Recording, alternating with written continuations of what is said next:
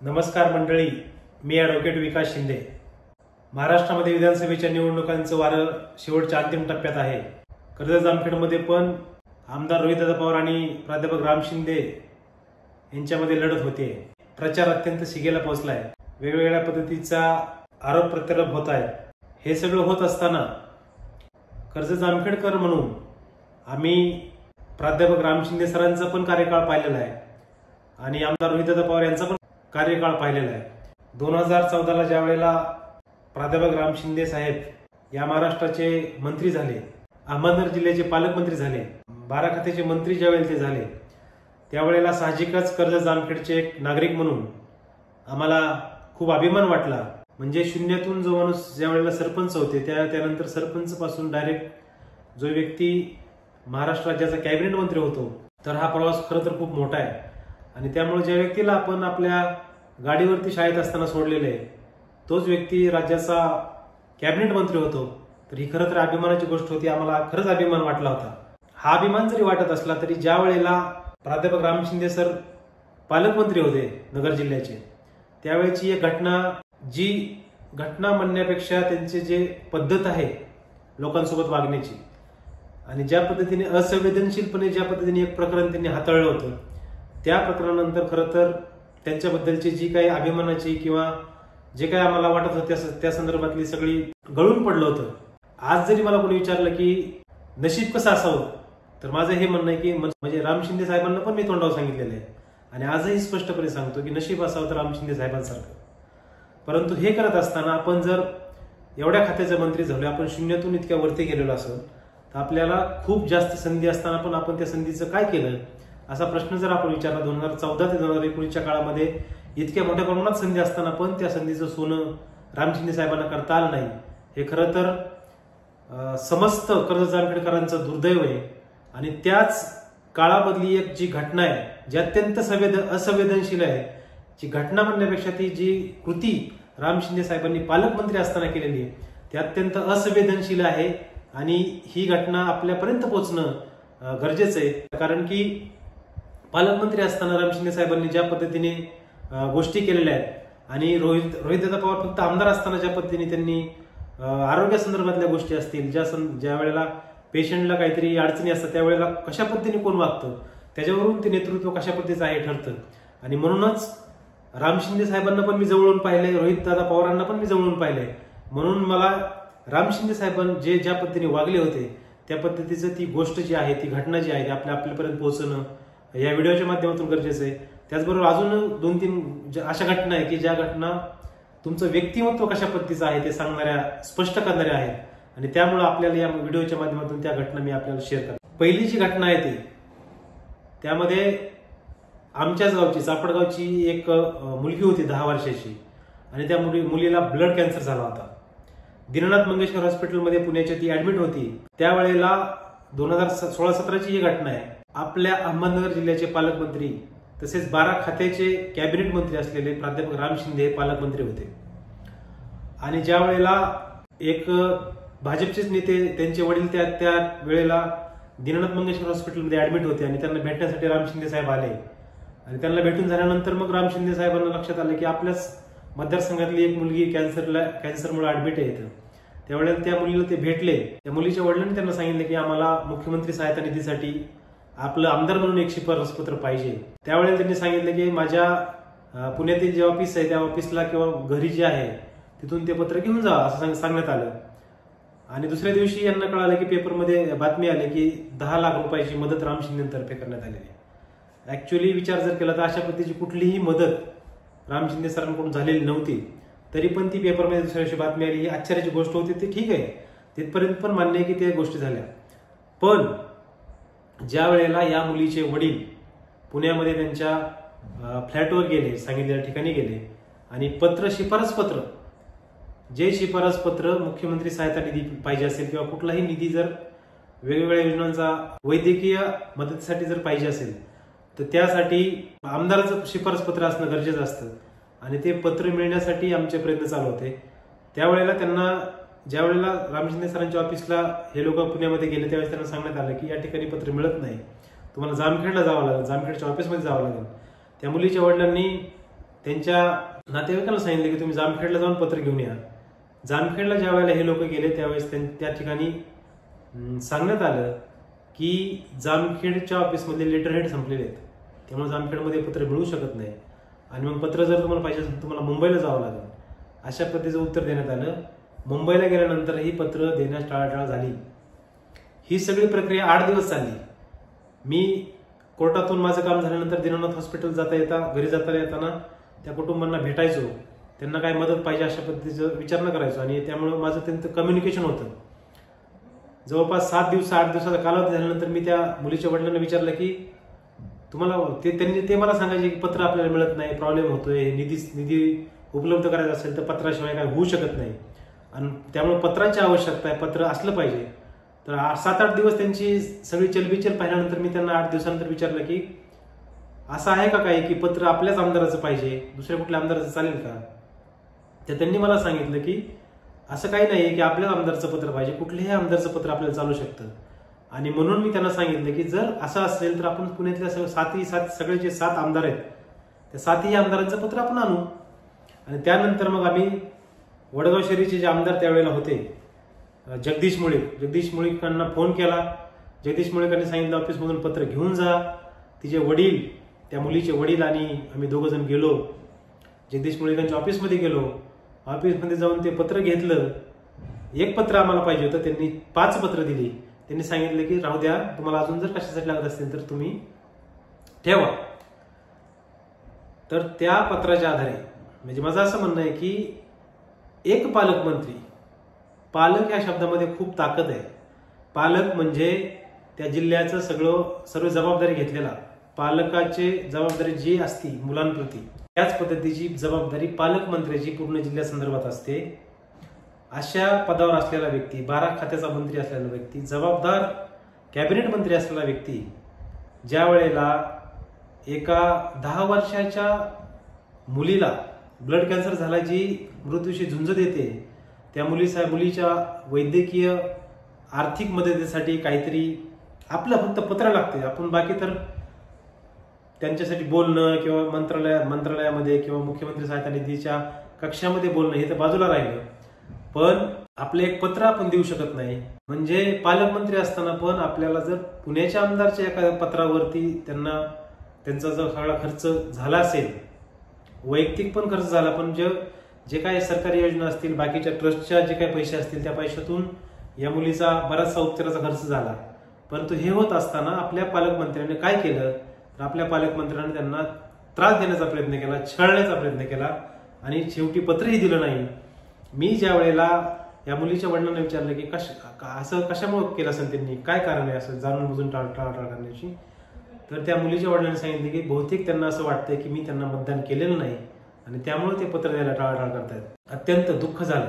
ज्या व्यक्तीबद्दल आपल्याला अभिमान वाटतोय की आपल्या भागातला व्यक्ती, आपण कधीतरी या व्यक्तीच्या जवळ होतो, हा व्यक्ती एकदम राजकीय दृष्ट्या ग्रामपंचायत लेवलला होता, तो आज कॅबिनेट मंत्री झालाय, आपल्या शेजारचा आहे, आपल्या जवळचा आहे, हे अभिमान जो आम्हाला वाटत होता, अभिमान अक्षरशः गळून पडण्याची परिस्थिती त्यावेळेस झाली.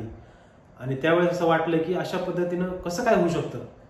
म्हणजे राजकारण करायचं आपल्याला तर आपण राजकारण कुठेही करू शकतो, कुठेही, पण आरोग्याच्या संदर्भात कोणीतरी हॉस्पिटलमध्ये कोणीतरी मृत्यूची झुंज देत असताना अशा पद्धतीत जर कोणी राजकारण करत असेल तर तो माणूस संवेदनशील नाहीये, असंवेदनशील माणूस आहे. आणि जो व्यक्ती असं वागत असेल त्या व्यक्तीवर आपण विश्वास ठेवू शकत नाही. तो व्यक्ती त्या पदावर बसण्याच्या लायकीचा नाही असं स्पष्ट मला वाटतं. अशा पद्धतीचं वागणूक, अशा पद्धतीचं असंवेदनशील कृत्य प्राध्यापक राम शिंदे सरांनी पालकमंत्री असताना केलेलं आहे. आणि या संदर्भातली प्रत्येक गोष्ट मी आपल्याला जी सांगितली ती सत्य आहे. या संदर्भात मुलीचे वडील असतील, त्यांची मी परवानगी घेतलेली नाही, त्यामुळे त्यांचं मी नाव या ठिकाणी घेऊ शकत नाही, परंतु जर आपल्याला पाहिजे असेल तर मी ते नाव पण सांगू शकतो. अशा पद्धतीचं असंवेदनशील वागणं जे आहे ते अत्यंत खटकणारं होतं, अजूनही खटकलेलं आहे. आणि आपल्याला कुणालाही जे व्यक्ती जो ऐकेल हे ते प्रत्येक व्यक्तीला हे खटल की अशा पद्धतीने कोण जर वागू शकतो. त्यामुळं प्राध्यापक राम शिंदे ज्या पद्धतीनं वागले ते न पटणारं होतं, कधीही न पटणारं होतं, अत्यंत असंवेदनशील वागणे. आता आपले जे आमदार होते रोहितदादा पवार यांच्या संदर्भात जर विचार करायचा झाला तर आरोग्यासंदर्भात, आरोग्य, शिक्षण हे मूलभूत ज्या गरजा असतात आणि हे खूप खूप परिणाम करणाऱ्या घटना असतात. म्हणजे एखाद्या कुटुंबामध्ये जर आजार झाला एखादा, त्याला जर आर्थिक पाठबळ किंवा बाकीचं पाठबळ मिळालं नाही तर त्याला खूप मोठ्या म्हणजे कुटुंब उद्ध्वस्त होतात, कर्जबाजारी होतात आणि त्यामध्ये खऱ्या अर्थानं जर मदत झाली तर ते खूप मोठं काम असतं आणि पुण्याचं काम असतं. पण यामध्ये जो व्यक्ती कशा पद्धतीने वागतो, कशा पद्धतीनं त्या लोकांना सेवा देतो किंवा वागणूक देतो, त्यावरून त्या व्यक्तीचं व्यक्तिमत्व ठरत असतं. आणि म्हणूनच दोघांची जर तुलना आपल्याला करायची असेल, प्राध्यापक राम शिंदे सर आत्ता मी सांगितलं आपल्याला की कशा पद्धतीने वागले आणि आमदार रोहितदादा पवार कशा पद्धतीने वागतात, तर आपल्याला उदाहरण म्हणून मी सांगतो. ज्या वेळेला म्हणजे मी कुणाच्या एकाची बाजू मला घ्यायची नाहीये, पण मी राम शिंदे सरांना पण जवळून पाहिलंय, मी रोहितदादा पवारांना पण जवळून पाहिलंय. त्यामुळं मी दोघांची तुलना करून सांगतोय की आत्ता राम शिंदे सरांबद्दल मी सांगितलं, त्याचबरोबर रोहित पवारांबद्दल जर सांगायचं झालं तर रोहित पवारांची पद्धत कामाची अशी आहे, त्यांच्याकडे जर एखादा व्यक्ती आरोग्यासंदर्भात विषय घेऊन आला की कुणीतरी आमच्याकडे ऍडमिट आहे हॉस्पिटलमध्ये, त्याला आर्थिक गरज आहे किंवा कुठल्या पत्रांची गरज आहे, फोनची गरज आहे, तर अवघ्या 5 ते 10 मिनिटांमध्ये रोहितदादा पवार त्या हॉस्पिटलला फोन करतात. त्यांच्या गाडीमध्ये इमर्जन्सी लोकांना धावपळ होऊ नये म्हणून गाडीमध्ये त्यांनी चार्जिंगचा प्रिंटर ठेवलेला आहे. म्हणजे जर एखादा व्यक्ती त्यांना कुठेही भेटला, कुठल्याही ठिकाणी, कुठेही रस्त्यात भेटू नाही तर कुठल्या कार्यक्रमाच्या ठिकाणी भेटू, आणि त्याला जर इमर्जन्सीमध्ये पत्राची गरज आहे तर कुठेही पुढच्या 1 किलोमीटर पण न जाता किंवा पुढच्या 10 मिनिटांमध्ये त्यांचं पत्र तयार होतं आणि पत्रावर सही होऊन पुढच्या 10 मिनिटांमध्ये त्या व्यक्तीला पत्र मिळतं. शिफारस पत्र असो, बाकीचं कुठलंही पत्र असो, 10 मिनिटांमध्ये पत्र हातात मिळतं. हॉस्पिटलला फोन केला जातो, डॉक्टरांबरोबर बोलणं केलं जातं आणि जे काय मदत आवश्यक असेल ती मदत संबंधित जे लोक त्यांच्या ऑफिसमध्ये काम करायचे त्यांना सांगितलं जातं की जेवढी काय मदत त्यांना करता येईल ते सर्वच्या सर्व मदत करा. कागदपत्रांची पूर्तता करायची त्यासाठी पण तुम्ही मदत करा. अशा पद्धतीनं अवघ्या 10 मिनिटांमध्ये पत्र दिलं जातं. म्हणजे एका ठिकाणी आपण पाहिलं की पालकमंत्री असताना एका व्यक्तीने किती लोकांना गृहीत धरलं. एका 10 वर्षाच्या मुलीला ब्लड कॅन्सर असताना, मृत्यूची झुंज देत असताना, तिला मुख्यमंत्री सहायता निधीची आवश्यकता असताना पण एका व्यक्तीने पत्र दिलं नाही. पालकमंत्र्याचं पत्र मिळालं नाही म्हणून पुण्याच्या एका आमदाराचं पत्र घ्यावं लागलं आणि त्या जगदीश मुळीक या आमदाराच्या पत्रावरती त्या मुलीचा उपचार झाला. अत्यंत लाजिरवाणी, अत्यंत दुर्दैवी घटना आहे. आणि हेच मग एक पालकमंत्री असताना अशा पद्धतीचा एक व्यक्ती वागतो आणि एक आमदार आहे रोहितदादा पवार, जे अत्यंत संवेदनशीलपणे आरोग्याच्या संदर्भातले जे प्रश्न असतील ते अत्यंत संवेदनशीलपणे, कुठल्याही हलगर्जीपणा होणार नाही अशा पद्धतीनं, कुठल्याही पद्धतीचा त्रास त्या कुटुंबाला होणार नाही अशा पद्धतीने काम करतात. अत्यंत तातडीनं आरोग्याच्या संदर्भात कुठलाही हलगर्जीपणा नाही. कुठल्या पक्षाचा आहे, कुठल्या पार्टीचा आहे, कुठल्या गावातला याचं पण घेणं देणं नाही. एखादा व्यक्ती आला त्यांनी सांगितलं की मी कर्जत जामखेडचा आहे, तातडीने त्याला मदत दिली जाते. हे जर आपण तुलनात्मक विचार केला, ह्या ज्या घटना आहेत, ह्या ज्या गोष्टी, तुमचं जे वागणं आहे त्यातून तुमचं व्यक्तिमत्व कशा पद्धतीचं आहे, तुमचं व्यक्तिमत्व काय प्रकारचं आहे हे यातून स्पष्ट होत असतं. म्हणून हे उदाहरण आपल्याला दिलंय. त्यानंतर 2018 मध्ये महाराष्ट्रामध्ये वॉटर कप स्पर्धा होतं. त्या आमिर खानचं जे पाणी फाउंडेशन आहे, पाणी फाउंडेशनच्या माध्यमातून वॉटर कप स्पर्धा होत होत्या. पाण्यासंदर्भात, जलसंदर्भात कामं होत होती आणि नगर जिल्ह्यामध्ये ते काम चालू असताना आमच्या गावामध्ये पण आम्ही 45 दिवस पाणी फाउंडेशनचं जलसंधारण संदर्भातलं जे काम ते केलं होतं. त्यावेळेला आमच्या गावामध्ये जे खंडोबाचा डोंगर आहे, डोंगरावरती आम्ही सीसीटी जे असतात, पाणी अडवण्यासाठी सीसीटीचे चारे असतात, त्या चाऱ्यांचं आम्ही बऱ्यापैकी काम केलं होतं. आणि त्या ठिकाणी त्यावेळेला आपले माननीय प्राध्यापक राम शिंदे सर हे पालकमंत्री होते, जलसंधारण मंत्री होते महाराष्ट्र राज्याचे. आणि त्यावेळेला मग त्यांनी इथं पाणी फाउंडेशनचं काम चालू म्हणून त्यांनी त्या ठिकाणी भेट दिली. जलसंधारण मंत्री आहेत म्हणल्यानंतर पूर्ण सगळ्या गोष्टीचा अभ्यास असणार असं आपण गृहीत धरलंच पाहिजे किंवा त्यांचा अभ्यास असला पाहिजे. ज्या वेळेला प्राध्यापक राम शिंदे सर त्या ठिकाणी आले आणि त्यांनी ज्या वेळेला ते सगळं सीसीटीची पाहणी केली, डोंगराची पाहणी केली, त्यावेळेला त्यांनी मला सांगितलं की हे असं वाकडं तिकडं का दिसतंय. सीसीटी जे आहेत, तर आपल्याला जर सीसीटी बद्दल माहिती असेल तर सीसीटी ज्या असतात त्या सीसीटी ह्या वॉटर लेवल काढतो आपण, पाण्याची लेवल काढतो डोंगराचे पाण्याची लेवल काढल्यानंतर ज्या पद्धतीनं लेवल निघेल त्या पद्धतीनं आपण ती सीसीटी करत असतो. त्यामुळे सीसीटी कधी कधी खाली जातात, कधी वर दिसतात, कधी अशा वाकडा तिकडे कशा पण असू शकतात, कारण की ते पाण्याची लेवल काढून आपण केलेले असतात. तर त्यावेळेला प्राध्यापक राम शिंदे सरांनी मला सांगितलं की हे असं तुम्ही वाकडं तिकडं का केलंय सीसीटी. हे त्यावेळेला मी त्यांना सांगितलं की सर ते वॉटर लेवल काढलेली आपण, पाण्याची लेवल काढल्यामुळे ते तसं दिसतंय, त्यात काही प्रॉब्लेम नाही. तर त्यांनी जलसंधारण मंत्री महाराष्ट्र राज्याचा त्यांनी उत्तर काय द्यावं किंवा त्यांनी काय सांगितलं, सजेशन काय दिलं आम्हाला, हे खूप महत्वाचं आहे. त्यांनी हे सांगितलं की हे असं जे वाकडं तिकडं आहे ते बरोबर दिसत नाही, तुम्ही सरळ करून घ्या. मी म्हणलं नाही सर, ते वॉटर लेवल काढलं नाही, तसं नाही, ते बरोबर दिसत नाही, सरळ करून घ्या. अशा पद्धतीचं उत्तर, अशा पद्धतीचं निरीक्षण जर एखाद्या राज्याचा जलसंधारण मंत्री करत असेल तर मग जलसंधारण मंत्री असताना आपलं अभ्यास काय? मला त्यांचा अपमान करायचा नाहीये. माझं हे म्हणणं आहे की त्याच जागी जर आमदार रोहितदादा पवार असते, रोहितदादा पवार तिथं जर उभा राहिले असते तर रोहितदादा पवारांना त्यातल्या 10 गोष्टी माहिती असत्या. सीसीटीव्ही काय असते, डोंगरावर सीसीटीव्हीचा फायदा काय होतो, सीसीटीव्ही कशा पद्धतीची असते, वॉटर लेवल काय असते, या गोष्टी माहिती असत्या. परंतु एक राज्याचा जलसंधारण मंत्री, जो जबाबदार मंत्री, कॅबिनेट मंत्री आहे, त्याला त्या क्षेत्रातला अभ्यास काय आहे? तर तो म्हणतो की सीसीटीव्ही वाकडे तिकडे दिसतात ते सरळ करून घ्या. याच्यातून आपल्याला व्यक्तिमत्व कळत असतात. हे झालं 2018ची घटना. अजून एक घटना आहे की प्राध्यापक राम शिंदे सरांच्या माझ्यासोबत झालेली आहे, आमच्यासोबत झालेली आहे. ती पण घटना आपल्याला तुम्हाला सांगायची आहे. आमचं गाव जे आहे ते नगर सोलापूर हायवेवरती चापडगाव, आणि चापडगाव मधून पुण्यश्लोक अहिल्यादेवी प्रवेशद्वाराची कमान आहे, आणि कमानीमधून गेल्यानंतर आपल्याला चोंडीला जाता येतं. चोंडी इथून 4-5 किलोमीटर आहे, जे पुण्यश्लोक अहिल्याबाई होळकरांचं जन्मगाव आहे, आणि प्राध्यापक राम शिंदे सरांचं पण ते गाव आहे. तर या गावातून, आमच्या गावातून कमानीमधून तिथं आपल्याला चोंडीला जावं लागतं. तर अगोदर आमच्याकडे नगर सोलापूर हायवे आहे, त्या हायवेवरती तो चौक होता, गावाचा पण होता आणि हायवेचा पण चौक होता. त्या ठिकाणी काय झालं की हायवेचं काम झालेलं आहे, आणि त्या ठिकाणी फ्लायओव्हर झाला चौकामुळं. फ्लायओव्हर करत असताना हायवेवाल्यांनी काय केलं की त्यांचं कॉस्ट कटिंग करण्यासाठी त्यांनी चौकामध्ये जो अंडरग्राऊंड बोगदा व्हायला पाहिजे होता फ्लायओव्हरच्या खालचा, त्याऐवजी त्यांनी काय केलं की तो चौक सोडून पुढे 200 फुटापर्यंत तो बोगदा नेला, आणि आमचा जो रेग्युलर वहिवाटीचा चौक होता तो बंद केला. म्हणजे पुण्यश्लोक अहिल्यादेवी होळकर जे प्रवेशद्वार आहे ते प्रवेशद्वाराचं तोंड बंद होईल अशा पद्धतीचं कृत्य त्यांनी चुकीच्या पद्धतीने केलं. आणि ज्या वेळेला आम्हाला हे काम चालू असताना समजलं चापडगावकरांना की अशा पद्धतीचं चुकीचं काहीतरी काम झालंय, आणि केवळ चोंडीच प्रवेशाचं बंद करण्यात येत नाही, तर आमच्या गावाचा पण तो प्रॉब्लेम होतोय. गावात जो तिकडे पलीकडच्या बाजूला शाळा आहे, त्या शाळेच्या रहदारीचा प्रॉब्लेम होतोय, जनावरांचा शेतात जातानाचा प्रॉब्लेम होतोय, सगळ्यांचा, महिलांचा, सगळ्यांचा प्रॉब्लेम होतोय.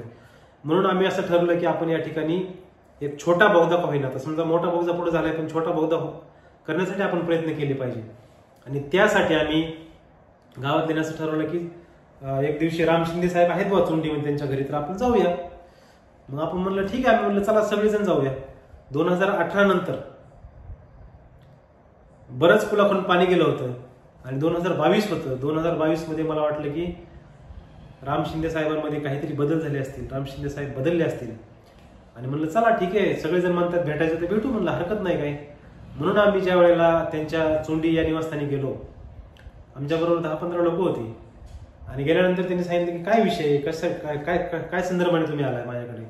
त्यांना सांगितलं की अशा पद्धतीचं जे प्रवेशद्वारासमोर जो चौक होता तो चौक त्यांनी हायवेवाल्यांनी बंद केलाय, आणि तो चौक जो आहे तो पुढे घेतलेला आहे, त्यामुळे हे सगळं रहदारीचा प्रॉब्लेम होणार आहे. एक मंत्री म्हणून किंवा एक माजी मंत्री म्हणून, एक विधान परिषदेचे आमदार म्हणून, एक सत्ताधारी केंद्रात आणि राज्यात सत्ता असलेले एक आमदार म्हणून आम्हाला अशी अपेक्षा होती किंवा कुणालाही अपेक्षा असू शकते. आपण जरी विचार केला की आपण जरी एखाद्या नेत्याकडे गेलो इतक्या मोठ्या, तर त्या नेत्याकडून आपण अपेक्षा काय ठेवू शकतो. राम शिंदे साहेबांचं यावरती इतकं असंवेदनशील उत्तर होतं. त्यांनी आम्हाला सांगितलं की तो जो आहे तो नॅशनल हायवे आहे, नॅशनल हायवे तुम्हाला वाटला, मला वाटला म्हणून बदलत नसतो. दिल्लीवरून आलेलं काम येते त्यामध्ये आता बदल होत नसतो. तुम्हाला किती पुढे जावं लागतंय, मी सांगितलं 200 फुटापर्यंत जावं लागतं. 200 फुटापर्यंत मग जायचं, काय फरक पडतो 200 फूट गेलं तर. सवय लावून घ्यायची. आता काय होत नसतं, आपल्याला वाटलं म्हणून चेंज होत नसतात. विकास असाच असतो, विकास पण आपल्याला पाहिजे आणि आपल्याला सोयी पण, आपल्याला अडचणी पण झाल्या नाही पाहिजे, अशा पद्धतीने होत नसतं. त्यामुळे तुम्ही जे आहे ते ऍक्सेप्ट करा. अशा पद्धतीचं असंवेदनशील नेता म्हणून जो असतो त्या व्यक्तीला न शोभणारं हे वक्तव्य होतं. मला अजिबात ते पटलं नाही. म्हणजे मला असं झालं की मी इतक्या वर्षानंतर परत ह्या व्यक्तीला भेटतो तरी पण ही व्यक्ती आहे तशीच आहे. म्हणजे माझ्याकडे ज्यावेळेस विषय हा आला त्यावेळेस मला पण नव्हतं माहिती की काय केलं पाहिजे. परंतु माझं एवढंच म्हणणं होतं की आपण जर इंग्रजांना या भारतातून पळून लावू शकतो, तर हे बोगदा पाडणं किंवा नॅशनल हायवे बरोबर कम्युनिकेशन करणं, काहीतरी मागणी आपली पूर्ण करणं ही खूप अवघड गोष्ट नाही. अशा पद्धतीचा नवीन काहीतरी सगळं प्लॅन चेंज होऊन नवीन काहीतरी छोटा बोगदा होऊ शकतो ह्याच्यावर माझा स्वतःचा मला पण विश्वास नव्हता. परंतु आपण काहीतरी लढलं पाहिजे, आपण प्रयत्न केले पाहिजे. या केवळ उद्देशाने आम्ही चापडगावचे नागरिक असतील, शाळेचे विद्यार्थी असतील, सगळ्यांच्या 400-500 लोकांच्या सह्या घेऊन नितीन गडकरी साहेबांना निवेदन केलं. खासदार सुजय विखेंनी त्यामध्ये आम्हाला मदत केली आणि अक्षरशः जो शक्य नव्हता अशा पद्धतीचा बोगदा चापडगावमध्ये मंजूर झालेलं पत्र माझ्या नावाचं नॅशनल हायवेचं ज्या वेळेला आलं त्यावेळेला जर एखादी गोष्ट आपण प्रामाणिकपणे प्रयत्न केला तर होऊ शकते यावर आमचा विश्वास बसला. मुद्दा सांगण्याचा तो नाहीये. चापडगावमध्ये तर बोगदा झालाच, परंतु चापडगावपासून अहमदनगरपर्यंत 170-80 किलोमीटरचं जे अंतर आहे त्या जवळपास प्रत्येक गावामध्ये त्यांनी चुकीच्या पद्धतीने ते बोगदे केले होते आणि त्यामुळे त्यांच्या हायवेवाल्यांच्या पण लक्षात आलं की ही चूक आपल्याकडून झालेली आहे. म्हणून चापडगावची ज्यावेळेस बोगदा झाला त्यानंतर प्रत्येक नगरपर्यंतच्या प्रत्येक गावामध्ये तो बोगदा त्यांनी स्वतःहून केला. सांगण्याचा मुद्दा हा आहे की बोगदा झाला का नाही झाला हा नाही, पण एक माजी मंत्री, एक आमदार ज्यांची सत्ता महाराष्ट्रामध्ये, ज्यांची सत्ता दिल्लीमध्ये, अशा आमदारानं पॉझिटिव्हली एक सकारात्मक एखाद्या व्यक्ती आपल्याकडे जर आला असेल तर त्या व्यक्तीला काहीतरी असं सकारात्मक सांगणं गरजेचं असतं की त्या व्यक्तीला वाटेल की ठीक आहे बरोबर व्यक्तीकडे मी आलो. पण त्यांनी अशा पद्धतीने सांगितलं की हे होऊ शकत नाही. जर एखादा आमदार सत्ताधारी पक्षाचा आमदार जर होऊ शकत नाही म्हणतो, मग झालं कसं? आमच्यासारखे सर्वसामान्य लोक जर कुठलं तरी काम हातात घेतात, टाइमपासमध्ये होणार नाही हे माहीत असताना पण आम्ही असं काम करू शकतो. तर एक आमदार, एक माजी मंत्री अशा पद्धतीने बोलतात, यातून आपलं व्यक्तिमत्व कळत असतं. ही झाली उदाहरणं. आता दुसरा महत्वाचा मुद्दा जो आता गाजतोय ते निवडणुकीचं सगळं प्रचाराची यंत्रणा सुरू आहे. त्यामध्ये सांगितलं जाते की राम शिंदे सरांनी काय केलं आणि रोहित पवारांनी काय केलं. माझं असं म्हणणं आहे की तुम्ही तुलना चुकीच्या पद्धतीने करताय. तुम्हाला जर तुलना करायची असेल तुम्ही 2009 ते 2014 करा आणि 2019 ते 2024 अशी तुलना करा. 2014 ते 2019ची तुलना 2019 आणि 2024 मध्ये होऊ शकत नाही, कारण की तुम्ही 2009 ते 2014 आमदार होता, फक्त आमदार, आणि 2014 ते 2019 तुम्ही मंत्री होता. एक मंत्र्यांनी 5 वर्षात काय केलं त्याची तुलना तुम्ही 2019 ते 2024 मध्ये ज्या आमदारांनी काय केलं याच्याशी करत असाल तर अत्यंत चुकीचे. तुम्ही दोघंही मंत्री आमदार असताना दोघांनी काय केलं याची तुलना करा. ठीक आहे, तुम्ही मंत्री म्हणून जरी एखाद्या आमदाराची तुलना करत असला तरी पण माझं असं म्हणणं आहे की मंत्र्याची कामं काय असतात. तुम्ही सांगताय प्रचारामध्ये आम्ही रस्ते केले, आम्ही बिल्डिंग बांधल्या, आम्ही हे केलं, आम्ही ते केलं. मंत्र्याची कामं असतात काय? ही झाली आमदाराची कामं. तुम्ही रस्ते केले, तुम्ही बिल्डिंग बांधले, तुम्ही ज्या अभिमानाने सांगताय आम्ही इतकं केलं, आम्ही तितकं केलं, ती कामं आमदाराची असतात. मंत्र्याची कामं काय असतात तुम्हाला माहितीच नाही. मंत्र्याची कामं काय असतात? मंत्र्याची कामं असतात मोठे मोठे प्रोजेक्ट मतदारसंघामध्ये आणणं, शाश्वत विकास होईल अशा पद्धतीची कामं करणं, दूरदृष्टी ठेवून पुढच्या 50 वर्षामध्ये या मतदारसंघाचा सर्वांगीण विकास कसा करता येईल या पद्धतीचं नियोजन करणं, हे मंत्र्यांची कामं असतात. शिंदे साहेब तुम्ही टक्केवारीमध्ये अडकलात. तुम्ही हाच विचार केला की रस्ता करतोय तर रस्त्यामध्ये टक्केवारी किती मिळेल, बिल्डिंग चालू आहे तर बिल्डिंगमध्ये टक्केवारी किती मिळेल. तुम्ही हा विचार नाही केला की या मतदारसंघातल्या युवकांना असतील, लोकांना असतील, रोजगार निर्मिती होण्यासाठी काय केलं पाहिजे. मंत्री म्हणून तुमच्याकडून अपेक्षा रस्ते किंवा बिल्डिंग बांधणं ही खूप मोठी गोष्ट नसते मंत्र्यासाठी. मंत्र्यांनी मोठे मोठे प्रोजेक्ट या मतदारसंघामध्ये आणणं अपेक्षित होतं. MIDC होणं ह्या मतदारसंघामध्ये अपेक्षित होतं. वेगवेगळ्या पद्धतीचं म्हणजे विजेच्या संदर्भातले मोठे प्रोजेक्ट इथं आणणं येणं गरजेचं होतं. पाण्यासंदर्भात मोठं काहीतरी नियोजन होणं गरजेचं होतं, परंतु ते कुठलंही काम झालेलं नाही. रोहितदादा पवार फक्त आमदार असताना पण त्यांनी MIDCचा एवढा मोठा प्रश्न जवळपास मार्गी लावला होता प्रयत्न करून. परंतु केवळ आणि केवळ निवडणुका लढण्यासाठी काहीतरी मुद्दा असला पाहिजे. जर आज MIDCचं काम झालं असतं, MIDCचं उद्घाटन झालं असतं त्या ठिकाणी पाटेवाडीच्या ठिकाणी, तर आज राम शिंदेना प्रचार करण्यासाठी कुठलाही मुद्दा उपस्थित राहिला नसता. आणि त्यामुळं मग त्यांनी इतकं तिथे मंत्र्यांचे पाय धरले, सगळ्यांचे मंत्रालयात पाय धरले आणि सांगितलं की कसल्याही परिस्थितीत मंजुरी या MIDCला मिळायला नाही पाहिजे. आणि म्हणून त्यांनी दुसरीकडे ते MIDC दाखवण्याचा प्रयत्न केलेला आहे. म्हणजे जाणीवपूर्वक एमआयडीसी होत असलेली एमआयडीसी त्यांनी रोखून ठेवली. माझा मुद्दा हा आहे, मंत्री म्हणून मंत्र्याचं काम खूप मोठं असतं. तुम्ही मंत्र्याच्या कामाची तुलना आमदाराच्या कामाबरोबर करणं अत्यंत चुकीचं आहे. अशा पद्धतीने जर कोणी सांगत असेल की साहेबांनी रस्ता बांधला, साहेबांनी हे केलं, साहेबांनी ते केलं, मंत्री म्हणून जे करायला पाहिजे ते आपण केलं का? तर अजिबात केलेलं नाही. तुम्हाला तुमच्या नशिबाने तुम्ही इतके मोठे झाला होता की मी राम शिंदे साहेबांच्या पण तोंडावर सांगितलेलं आहे, आता पण सांगतो आणि कधी पण सांगेल, आयुष्यभर सांगेल की नशीब असावं तर प्राध्यापक राम शिंदे साहेबांसारखं. कारण की जो माणूस कुठंच नव्हता, ऍक्च्युअलमध्ये ज्या माणसाचे वडील सालाने काम करत होते, तो माणूस कसलंही फॅमिली बॅकग्राऊंड, कसलंही पॉलिटिकल बॅकग्राऊंड नसताना इतक्या लेवलला गेला, हे फक्त नशिबान माणसाचं होऊ शकतं. आणि म्हणूनच नशीब असावं तर राम शिंदे साहेबांसारखं हे मी त्यांना राम शिंदे साहेबांच्या तोंडावर पण सांगितलेलं आहे, आत्ता पण सांगतो.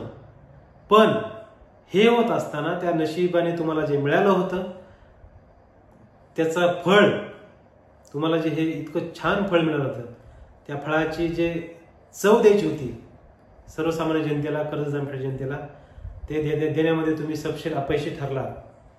हे तुमच्या नंतर लक्षात आलेलं आहे. आता तुम्हाला सगळ्या गोष्टींचा पश्चाताप झालेला आहे. पण वेळ निघून गेलेली आहे. वेळ निघून गेल्यामुळे आता तुमच्या हातात काही राहिलेलं नाही. तुमच्यावर लोकांचा विश्वास नाही.